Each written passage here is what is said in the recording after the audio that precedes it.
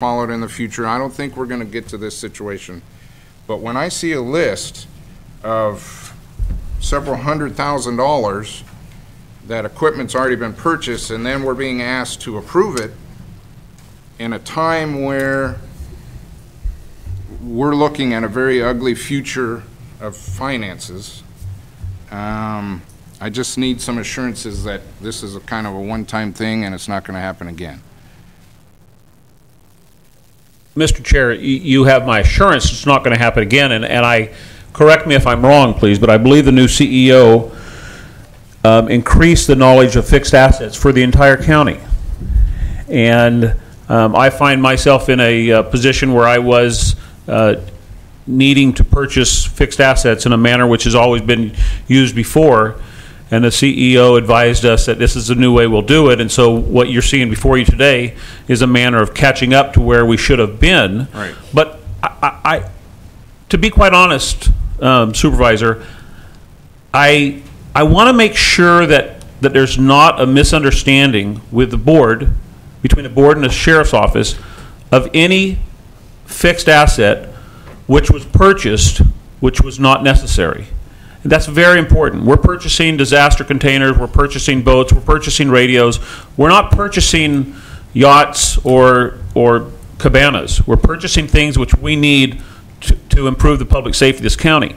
And I don't mind coming before you and being told to follow the policy. I don't mind that at all. But I don't want there to be any type of misrepresentation from either side that the purchases a sheriff's office are making are not needed and necessary. And don't mistake me, I don't believe that. Thank you. Absolutely.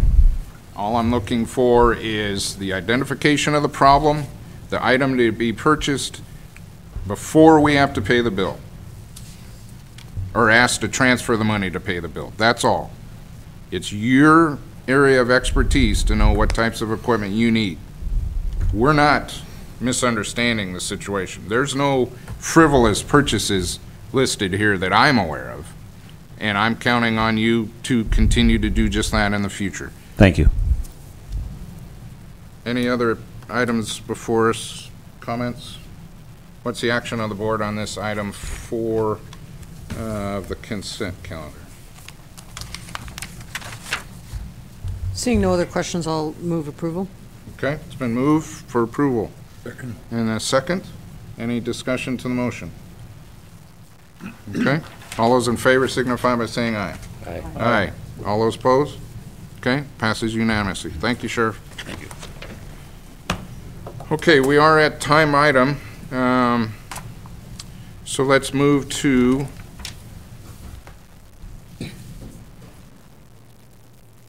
public comment.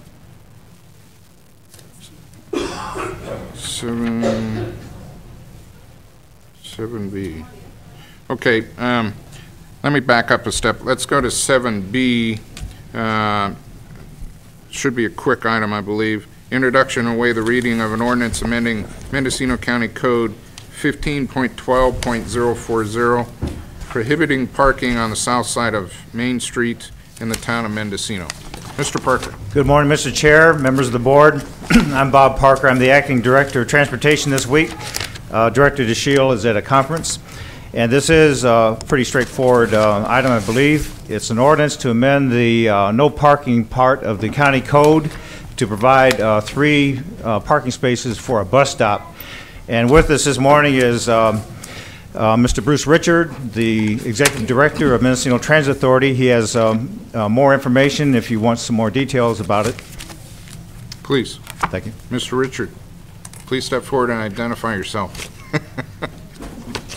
Thank you, Mr. Chair, members of the board. Bruce Richard, General Manager of the Mendocino Transit Authority. A couple of things that were not in the staff report that you should be aware of. Our existing main stop in the town of Mendocino is on Lansing Street, the kind of commercial district there, at Moody's Organic Coffee House.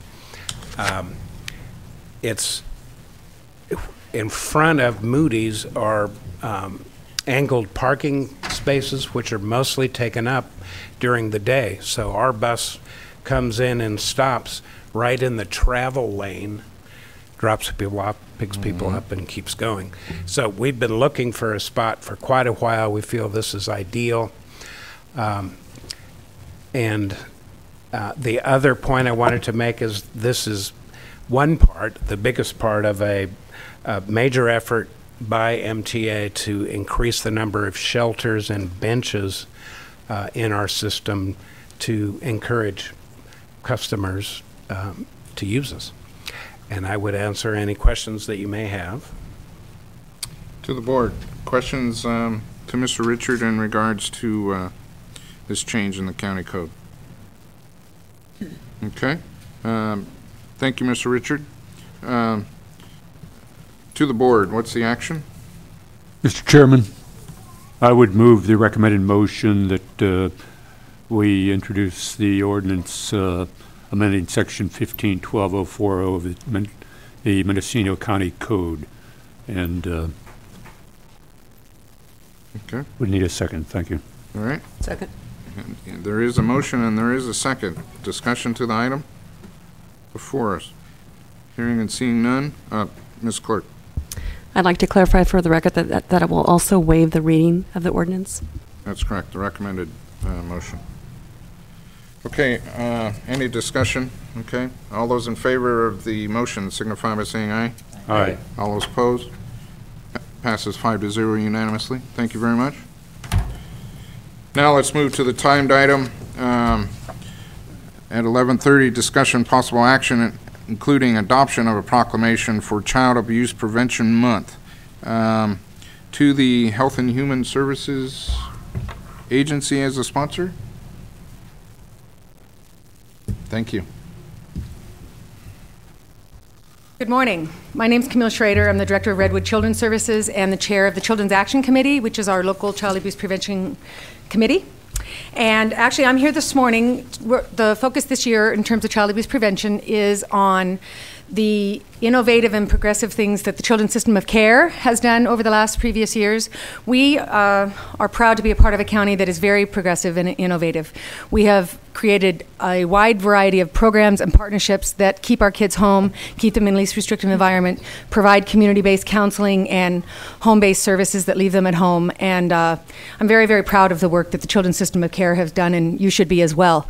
To make that point this morning, we have 3 of our youth who have recently exited care, and they're actually going to speak just a little bit, really just for a few moments, about their experiences with child abuse and adverse childhoods and their experience in care and what helped. So on their behalf, thank you so much.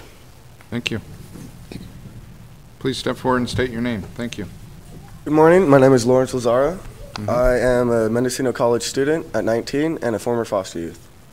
I entered foster care when I was 16 because my mother was unable to provide resources for me to go to school and have a healthy social life. My mother was on welfare, often without a job, and chose to panhandle for money. And obviously for a child in middle school and high school, that's not, it's really embarrassing when somebody notices your mother panhandling. My living situation was not stable. I lived in a trailer with 3 women who were unmotivated to cook, clean, and better the living situation. I moved to a ranch north of Willits because I could not live with my family. I grew marijuana and cultivated hash, started methamphetamines at 15 years old in Willits, California. Everyone who lived on the ranch was over 40-year-old users who were not clean people, not a good influence on me. And I remember talking to a man that I knew for the year that I lived there, and he told me not to fall off the cliff when I told him what was going on with my life. And I took that as a intervention